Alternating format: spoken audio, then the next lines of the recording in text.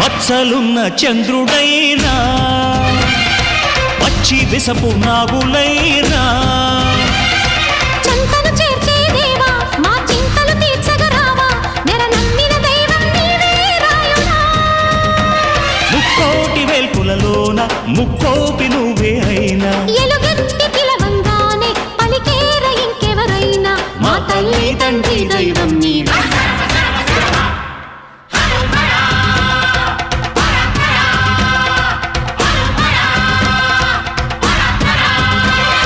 ఢమ ఢమ ఢమ ఢమ గుండ ఢమరుకం మోగే గణ గణ గణ గణ గొంతు గంటగా